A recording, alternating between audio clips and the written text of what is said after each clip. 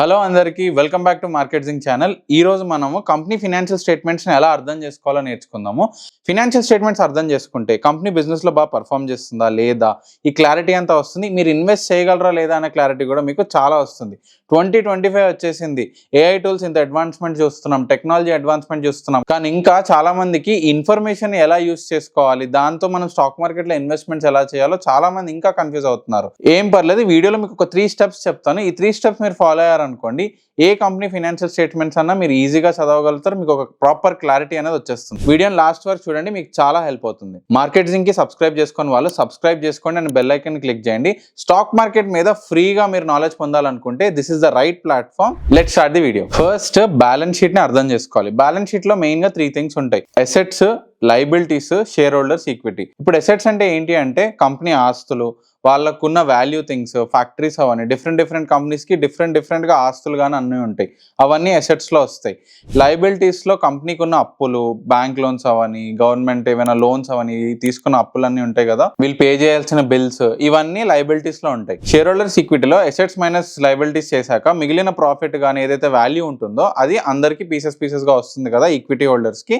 ఇది share holders equity అంటారు. For example మీకు ఇక్కడ రిలయన్స్ బ్యాలెన్స్ షీట్ చూపిస్తున్నాను. ఇందులో మీరు assets, liabilities, share holders equity ఇవన్నీ చూడొచ్చు. ఇలా ఒక బ్యాలెన్స్ షీట్ ఉంటుంది. దీన్ని మీరు ఎప్పుడైనా స్టడీ చేయాలి. ఈ కంపెనీలో ఇన్వెస్ట్ చేసినా కానీ, స్వింగ్ ట్రేడింగ్ చేయాలన్నా ఫండమెంటలీ స్ట్రాంగ్ ఉండాలి. సెకండ్, మీరు ఇన్కమ్ స్టేట్మెంట్స్ మీద కూడా ఫోకస్ చేయాలి. ఇన్కమ్ స్టేట్మెంట్లో రెవెన్యూ, ఎక్స్పెన్సెస్ ఇవన్నీ ఉంటాయి కదా. ఇందులో మెయిన్గా మీరు ఫోకస్ చేయాల్సింది ఏంటి అంటే, ఫస్ట్ రెవెన్యూ. కంపెనీకి ఎంత బిజినెస్ అయితే వస్తుంది, కంపెనీకి డబ్బు ఎంత వస్తుంది అనేది చెప్తుంది. ఫర్ ఎగ్జాంపుల్ రిలయన్స్ ఒక 12,000 crores, 20,000 crores ఒక ఎగ్జాంపుల్గా చెప్తున్నాను.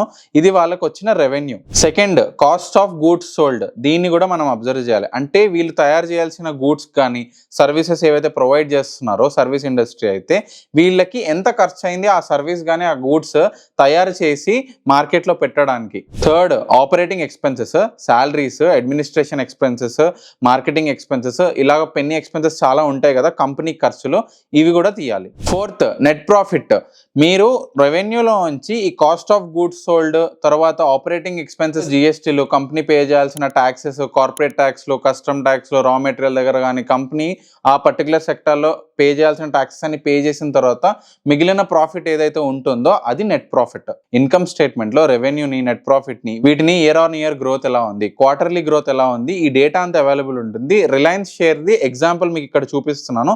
సో మీకు ఒక క్లారిటీ వస్తుంది. సో కంపెనీ ప్రాఫిట్లో ఎలా ఉంది, కన్సిస్టెంట్గా ఉందా లేదా, బిజినెస్ బాగా చేస్తున్నారా లేదా అనే ఒక క్లారిటీ వస్తుంది మనకి ఈ స్టేట్మెంట్ చూడగానే. థర్డ్, క్యాష్ ఫ్లో స్టేట్మెంట్ ని కూడా మీరు అబ్జర్వ్ చేయాలి. First, operating activities, daily expenses, salaries, అసలు వీళ్ళు ఖర్చులు ఎలా తీస్తున్నారు, ఈ డేటా అంతా ఆపరేటింగ్ యాక్టివిటీస్ లో ఉంటుంది. Second, investment activities.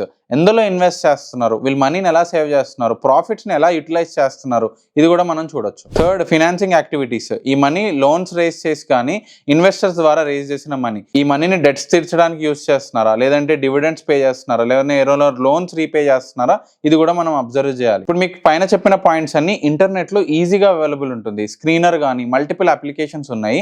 ఆ అప్లికేషన్ డీటెయిల్స్ కూడా ఈ వీడియో కింద లింక్స్లో నేను ప్రొవైడ్ చేస్తాను. కానీ వీటిని సింపుల్గా ఈజీగా మీరు అండర్స్టాండ్ చేసుకోవచ్చు.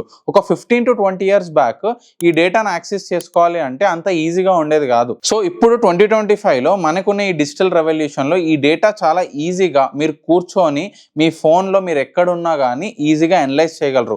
ఒక కంపెనీ బాగా పర్ఫామ్ చేస్తుందా లేదా అని చెప్పి విత్ ఇన్ ఒక 5 to 10 minutesలో మీరు ఫండమెంటలీ ఆ స్టాక్ గుడ్ ఆర్ బ్యాడ్ మనం విత్ ఇన్ 5 minutesలో చూసి చెప్పగలం. మీకు ఎలాంటి సిస్టమ్స్, బిగ్ సెటప్స్ ఏవి అవసరం లేదు. ఐ హోప్ మీరు ఈ ఇన్ఫర్మేషన్ యూజ్ చేసుకొని మీ ఇన్వెస్ట్మెంట్ డెసిషన్స్ని వైజ్గా తీసుకుంటారని అనుకుంటున్నాను. ఈ వీడియో మీకు చాలా హెల్ప్ అయిందని అనుకుంటున్నాను. ఈ వీడియోలో మీరు ఇక్కడ వరకు వచ్చారంటే ఆ వీడియో మీకు నచ్చుతున్నాయని, కొంచెం వాల్యూ ప్రొవైడ్ చేస్తున్నాయని అనుకుంటున్నాను. సబ్స్క్రైబ్ చేసుకుని వాళ్ళు మార్కెట్ జింగ్ కి సబ్స్క్రైబ్ చేసుకోండి అండ్ బెల్ ఐకాన్ని క్లిక్ చేయండి. స్టాక్ మార్కెట్ మీద అండ్ ఇన్వెస్ట్మెంట్స్ మీద ఫ్రీగా మీకు నాలెడ్జ్ ప్రొవైడ్ చేస్తాను. సో దట్ మీ అందరికీ హెల్ప్ అయ్యేటట్టు. See in the next video.